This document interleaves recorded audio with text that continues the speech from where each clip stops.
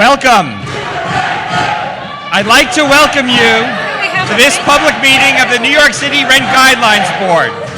This is the last meeting in a series of public meetings and hearings to determine renewal lease adjustments for rent-stabilized housing units in New York City with leases commencing or being renewed on or after October 1, 2019 and on or before September 20th, 2020.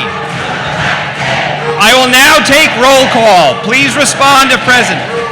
Shayla Garcia. Present? Present. Leah Goodridge. Present.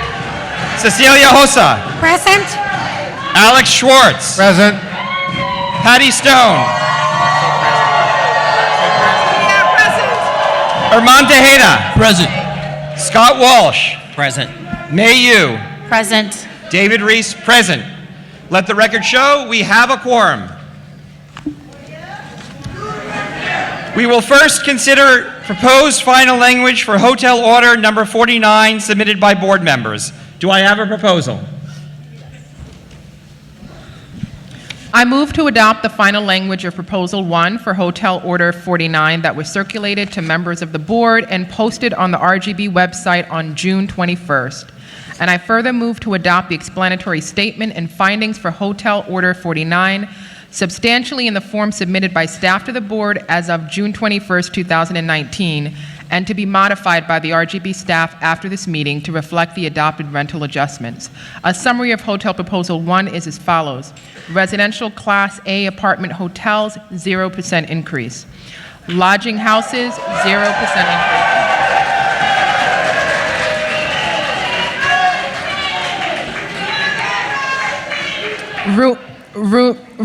Well, you all can help me with how much I want the increases to be. So rooming houses, what increase? 0. That's right. Class B hotels, what increase? 0. Single room occupancy buildings, what increase? 0. That's right. Do I have a second for the motion? And no vacancy allowance is permitted under this order.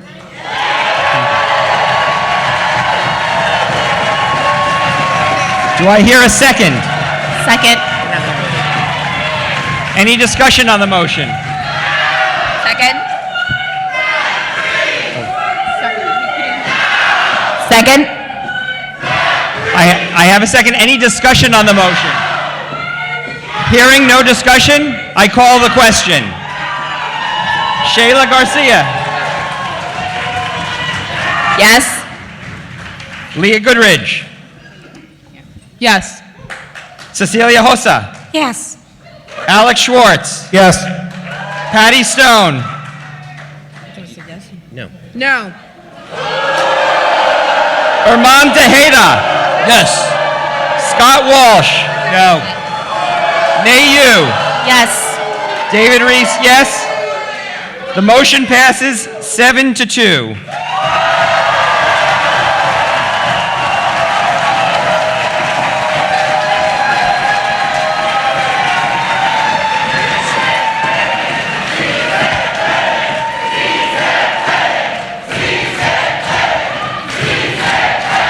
We will now consider proposed final language for apartment and loft order number 51.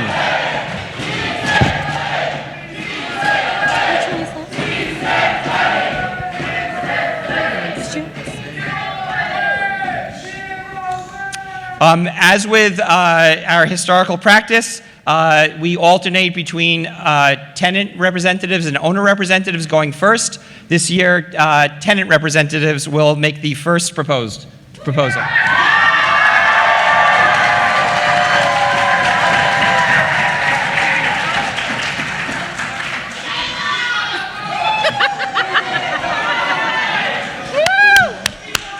So I want to actually just start by saying that my speech is literally the same speech I gave in 2015 when we called for a rent freeze. The sad part is for tenants, not a lot has changed since then. Tenants are still struggling to survive. Landlords are still seeing NOI increase. for the 13th consecutive year according to the RGB zone data. I want to be clear that this isn't me just reading the data differently because I know you're all feeling it. We heard it at the Attleboro hearings. Over the last 6 years, NOI has increased 32.1%. And we're looking at data that was coming out of a rent freeze. So all of the arguments about the rent laws getting renewed and all of that is not valid.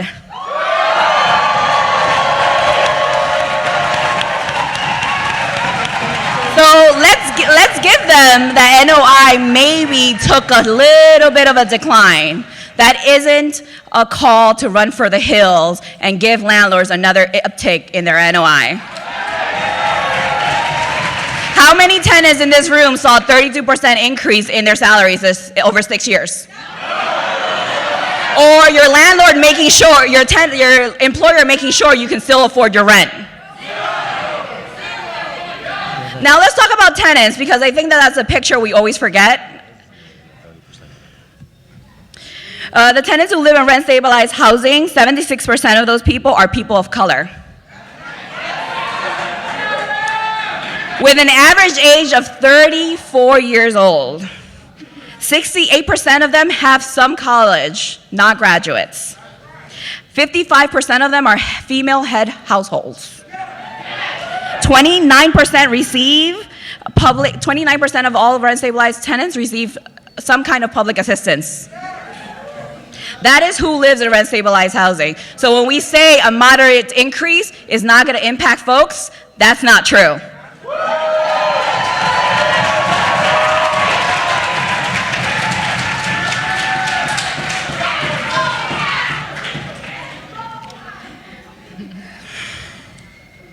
I'm skipping that. Sorry. So the Supreme Court voted clearly, right, that we should look at tenant affordability when determining our decision. That's why we got 2 rent freezes, and they upheld. The own RGB data, everybody's data says that landlords are doing just fine. This isn't a conversation about whether they are doing okay. This is a conversation about how much more can they make. On the other side, we have over 60,000 people sleeping in shelters every night. Many of the folks we heard at the Attleboro hearings talked about they're 1 paycheck away from being homeless. So when we say 1%, half of a percentage doesn't mean anything, it does to you all.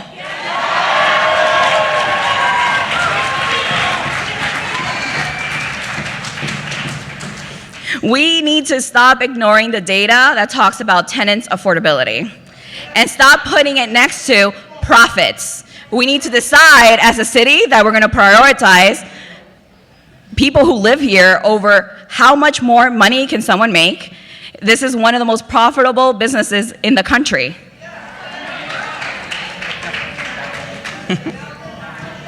Let's not fall back into the same rhetoric that a modest increase doesn't mean anything. It won't affect tenants. They won't really notice. Every increase that this board proposes put tenants at a tighter budget. The RGB adjustments are not the only increases tenants face, even with the new rent laws. Tenants will still have the ability to increase rents many other ways, including still MCIs that we heard many of you guys talk about. Air conditioning fees, washing machine fees, legal fees, late fees, damage fees, and any other fees like we've seen on people's rent statements, just random acronyms. Our mandate is not to make sure profits continue to increase, to make sure landlords stay whole. It's to stimulate a fair market, and that is not what's happening in New York City.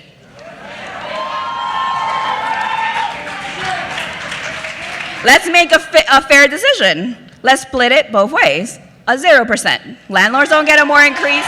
Tenants don't get an increase.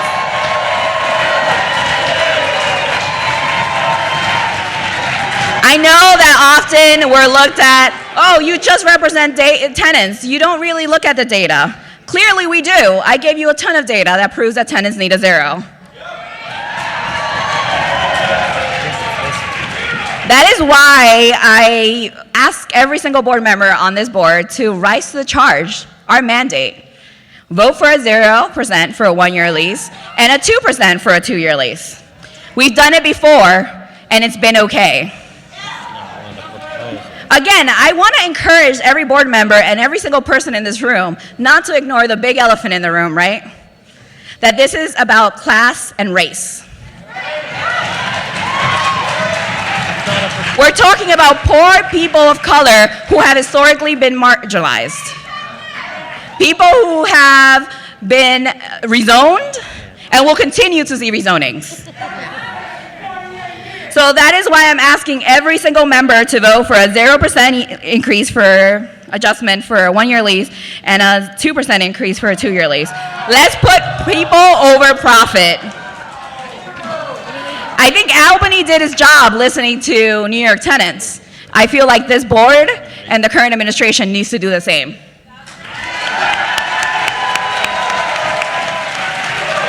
Shayla.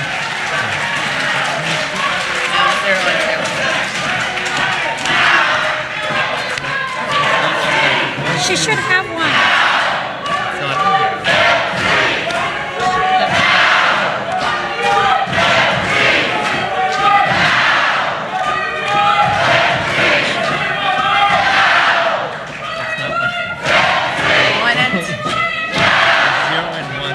I know. Which one is that one? She just sent this.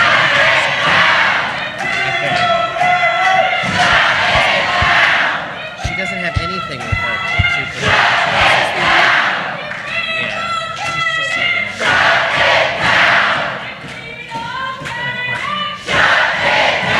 I have to reload it.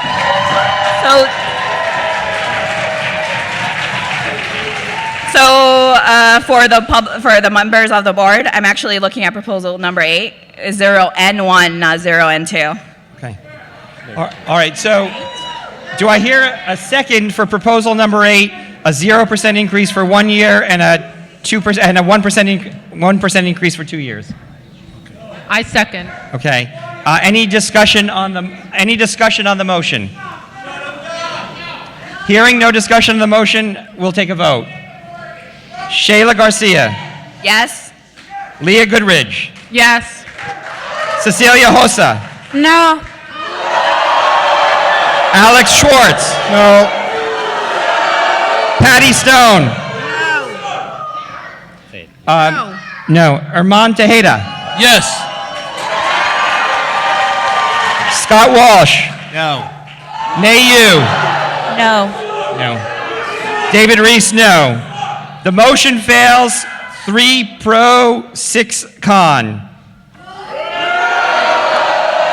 As with our normal practice,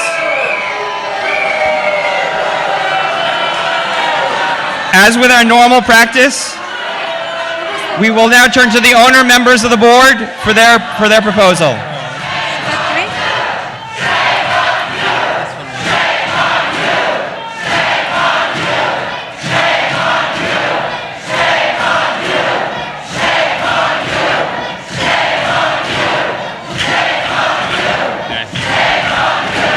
Good evening.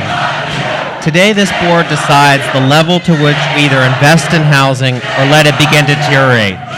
The story of declines and improvements in our housing stock is one that has been repeated many times, yet we are very quick to forget history and deceive ourselves that this time will be different. For owners, the problem of enormous housing costs in our city has been placed solely on our shoulders. The costs of providing rental housing in New York City are astronomical, including daily maintenance and repairs, union and non-union labor, regulatory compliance, and the highest taxes in the nation. Property taxes remain, year after year, one of the costliest items in running a New York City building, and one that increases higher than inflation. The city plays a key role in our housing shortage and high cost of housing through growing property taxes and a challenging construction environment. The city's own unabated appetite for revenue and this board's mandate to cap or moderate rents do little more than place the public burden on private citizens. Each year in the tenant testimony, we are advised of the outrage tenants feel about increases in housing costs when much of any increase is solely going to pay city property taxes. As I have noted during my 5 years on this board, the city sits on both sides of the issue, happily willing to raise property taxes each year while the politically manipulated board works to keep increases artificially low. These two factors are not sustainable. The equation is very simple. If there are not funds to pay for repairs or improvements, owners will make fewer repairs and in some cases none. What is most concerning is that given our aged housing stock, buildings on the margins today will more quickly further fall into disrepair. All of the proposals set forth by the public members, coupled with the changes to the rent regulation laws earlier this month, set in motion a course where the maintenance conditions of buildings will fail. If rents are held below normal increase levels like CPI solely for political gamemanship, how could anyone think the housing stock isn't headed for a significant and troubling time? When an asset has less value tomorrow than today, any rational owner will stop putting money into their property. Where the message has gotten extremely distorted is the fact that owning a building is a business. Both large and small businesses are a necessary part of a functioning economy, and providing rent-stabilized housing is not a social service. Rent-stabilized housing does not have federal tax credit or other government assistance that make the property economically viable. We do not even have to look in our own city to see how a cash-strapped NYCHA has failed in its mission. Maintaining quality housing is an expensive task, and time does not discriminate when it comes to building upkeep and maintenance. The continued work of this board to disregard the data of costs in running buildings has unintended consequences of further increasing housing shortages in New York City by creating a system of zero incentives to build new housing for low and middle-income families. Less supply in a growing city leads to even greater housing shortages. Increasing the housing supply remains the most effective long-term solution to these problems, but one that this board, under the current administration, refuses to acknowledge as part of the mandate to provide reasonable increases and incentives.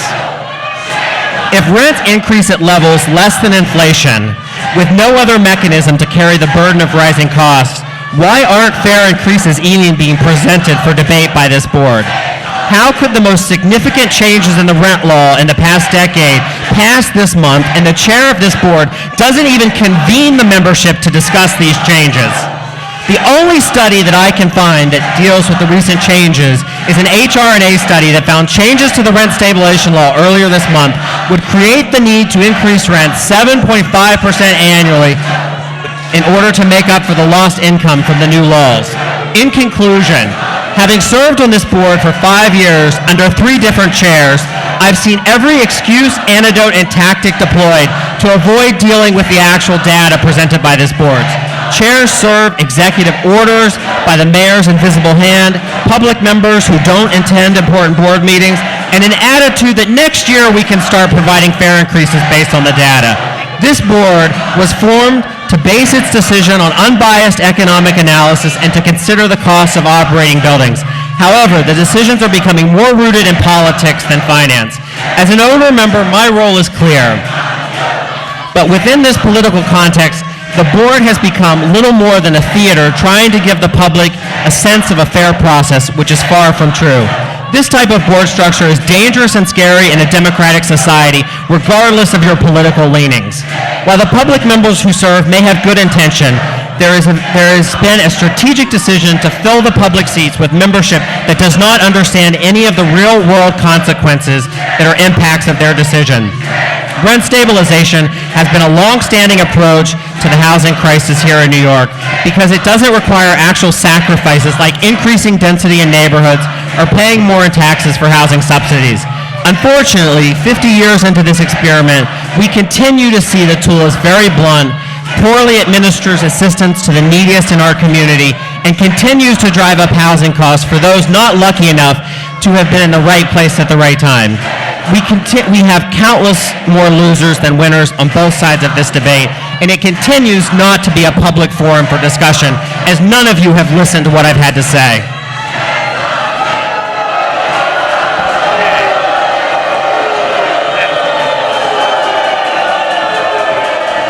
We will be voting on proposal number 12.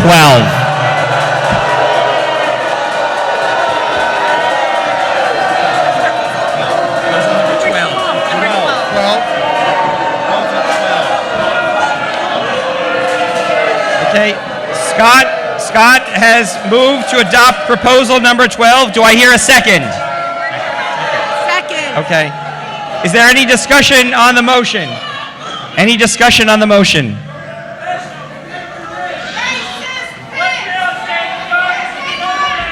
I just want to highlight that, one, we've never actually looked at what the potential impact of segmenting any housing for rent increases are.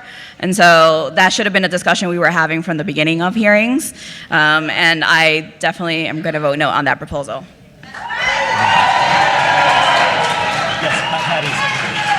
Do I hear any other discussion on the motion?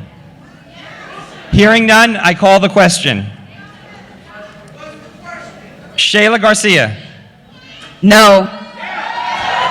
Leah Goodridge. No. Cecilia Hossa. No. Alex Schwartz. No. Patty Stone. Yes. Armand Tejeda. No. Scott Walsh. Yes. May Yu. No. David Reese, no. The motion fails. 2 pro, 7 con. As is the typical procedures of the board, the chair makes the next motion after tenant members and after owner members have made a motion. Before I make my proposal, I would like to make a few brief comments on this process. First, I would like to thank the hundreds of New Yorkers, tenants, owners, members of advocacy groups, and public officials, including all of you here tonight, and especially those who testified to their personal experiences at our 4 public hearings, for participating in the process of determining rent adjustments for New York's nearly 1 million stabilized apartments. We recognize and deeply appreciate your critical contribution to the public conversation about affordable housing and to our decision-making process. Second, I would like to recognize and thank the staff members of the RGB for their exceptional research and analysis and coordination of our public hearings. Their professionalism and objectivity are essential to ensuring that the board's decisions are fully and accurately informed. Third, I would like to thank and recognize my fellow board members for their support, public service, and dedication to a difficult task. The work of this board is governed by the Rent Stabilization Act of 1969 and the Emergency Tenant Protection Act of 1974, otherwise known as the ETPA. This was extended by the Housing Stability and Tenant Protection Act of 2019. That act was part of a larger enactment, Chapter 36 of the laws of 2019. At the same time that the legislature renewed the ETPA in Chapter 36 of the laws of 2019, it limited the adjustments that this board has historically been able to promulgate. Specifically, it limits this board from setting adjustments for vacancy leases, adjustments based on the longevity of a tenancy, and adjustments based on rent levels. Furthermore, the recent legislation casts significant doubts upon whether the board can set a sublet allowance. In addition, this legislation repealed certain aspects of the rent laws that were beyond the purview of this board, including high rent vacancy deregulation, high income deregulation, and statutory vacancy allowances. The same chapter of state law also reforms preferential rent renewal lease adjustments, as well as major capital improvements, MCIs, and individual apartment improvements, IAI increases. Chapter 36 became law on June 14th of this year, and it is far too early to understand its true impact on both owners and tenants. The members of this board are aware of these changes as they now promulgate renewal lease adjustments for rent-stabilized apartments, lofts, and hotels in New York City. However, for the reasons I am describing now, it is the long-term trends and trajectories in owner costs and income, as well as in other factors such as housing supply and tenant ability to pay, that must continue to drive our decisions as we await data on the impact of the new law. There is no easily applied formula or algorithm for determining a fair rent adjustment. By law, the board is required to review and consider, among other things, the economic condition of the residential real estate industry in New York City, including such factors as the prevailing and projected real estate taxes and sewer and water rates, gross operating maintenance costs, costs and availability of financing and interest rates, supply of housing and vacancy rates, relevant data from the current and projected cost of living indices for New York City, and such other data as has been made available to us. The public hearings we held in the Bronx, Brooklyn, Queens, and Manhattan provided the RGB with the opportunity to hear from owners and tenants, as well as advocacy groups and public officials. From tenants, we heard hundreds of deeply moving accounts of the impact of steeply rising rents and harassment. Many of the situations described by tenants result from factors governed by state legislation over which the board has no control, such as multiple increases for major capital improvements. At the same time, we heard from owners of small buildings who are struggling to maintain their apartments and livelihoods in the face of significantly increased operating costs, especially real property taxes. This testimony reflects the complexity of the housing landscape in which we must determine fair rent adjustments. The public hearings put faces on statistics that reflect the scope of New York City's structural housing shortage, a shortage New Yorkers have struggled with for decades. Rental housing remains exceedingly scarce according to the most recent data, with vacancy levels of 3.6% citywide for all rentals and 2.06% for rent-stabilized units. Before I formally submit this proposal, I would like to briefly state why I believe these are appropriate adjustments. The RGB's 2019 Price Index of Operating Costs, the PIOC, gathers prices for a market basket of goods and services used in the operation and maintenance of rent-stabilized buildings in New York City and uses these prices to estimate cost price changes from one year to the next. This year, prices for all types of owner expenses increased. A significant 13.8% rise in the cost of fuel to heat multifamily buildings, as well as a rise in real estate taxes of 7.1%, were prominent factors in the overall 5.5% increase in the PIOC for rent-stabilized apartment buildings. At the same time, as noted in the board's 2019 income and expense study, there is evidence that some owners have been able to meet rising costs by increasing rental income. For 13 straight years, owners of rent-stabilized properties have seen a nominal rise in net operating income, most recently rising 0.4% from 2016 to 2017. Even when accounting for inflation, inflation-adjusted or real net operating income, NOI, for owners of rent-stabilized properties increased for 11 straight years from 2006 to 2016, despite very modest renewal lease guidelines since 2014. Note, however, real NOI decreased 1.5% in 2017. This real decline in NOI can be attributed to the growth in operating costs of 4.5%, outpacing the 3% growth in both rent and income from 2016 to 2017.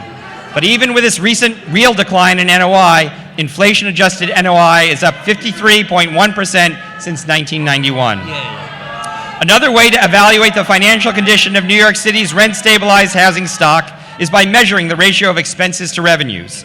The cost-to-income ratio in 2017 was 59.3%, a 1 percentage point increase from the prior year's 58.3%. This means that on average, owners of rent-stabilized properties spent roughly 59.3 cents out of every dollar of revenue on operating and maintenance costs in 2017. Examining the ratio of costs to rent collections, audit-adjusted operating costs in 2017 were 66.8% of revenues from rent, up 0.8 of a percentage point from the prior year. Although these indices both increased in 2017, owners still have healthy ratios that should allow them to maintain their buildings. This is reflected in the fact that distressed properties remain at historically low levels. Furthermore, mortgage financing and interest rates have continued to remain low, maintaining a favorable lending market for owners. The 2019 Mortgage Survey report shows that average interest rates declined, and both service fees as well as vacancy and collection losses fell to their lowest level in the survey's history. I note that the board was urged by a number of elected officials, as well as many tenants, to vote to roll back or freeze rents again this year. I understand their arguments and concerns, but we simply cannot ignore the fact that just this year, owners' costs have increased overall 5.5%, including a 7.1% rise in property taxes. I also note that prices are projected to increase 3.2% next year. While owners on average have seen a rise in rental income, it is also important to consider how different owners are situated. For owners of smaller buildings and for owners and managers of nonprofit affordable housing, a rollback or freeze would challenge their ability to maintain their buildings, a factor we must consider as well as affordability. Further, the very recent enactment of the new law that limits certain rights previously available to owners militates in favor of caution in considering a rollback or freeze at this moment.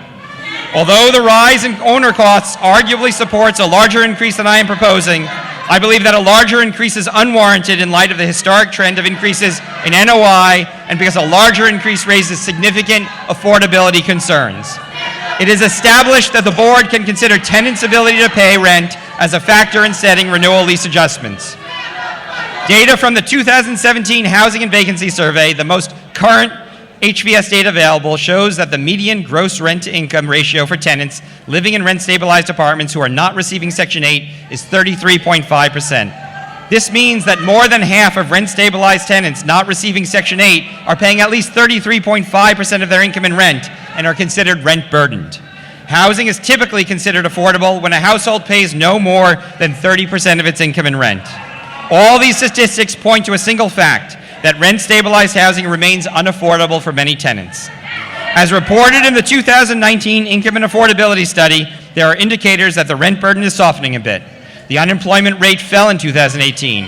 It declined by 0.5 percentage points to 4.1%, the lowest level recorded in at least the last 43 years. In addition, following 2 years of stagnation, inflation-adjusted wages rose during the most recent 12-month period for which data is available, rising 3.5%. Based upon all of these factors, I move to adopt the final language of proposal number 2 of Apartments and Loft Order number 51. To be clear, proposal number 2 calls for a rent adjustment of 1.5% for one-year leases and 2.5% for two-year leases. Do I hear a second? Second. Do I hear any discussion on the motion? Any discussion on the motion? Do you have any discussion? Hearing no discussion. Oh, no. Hearing no discussion, I call the question. Shayla Garcia. Sorry? I made the. Oh, I did. Who was? I know I'm supposed to say yes or no, but I am going to say that this is the same thing that happened last year. We saw tenants continue to be homeless. We saw tenants still struggling, and I'm going to vote no on the proposal. I think those are all of the same talking points we hear over and over again, even when we were fighting for a rent freeze. This is not about whether the cost of a bucket has increased this year. It's about tenants not being able to afford their rent, and this increase will displace more people citywide, and so I vote no. Leah Goodridge. What do we want? When do we want it? What do we want? When do we want it? If we don't get it, if we don't get it, no. Cecilia Hossa. Yeah. Yes. Alex Schwartz. Yes. Patty Stone. Pass. Pass. Herman Tejeda. No. Scott Walsh. No. May Yu. Yes. David Reese. Yes. Patty Stone. Yes. The motion passes 5-4.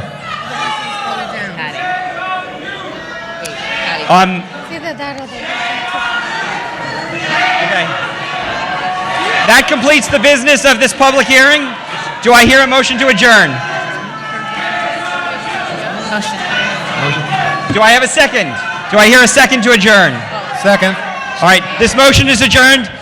Get home safe and have a good night.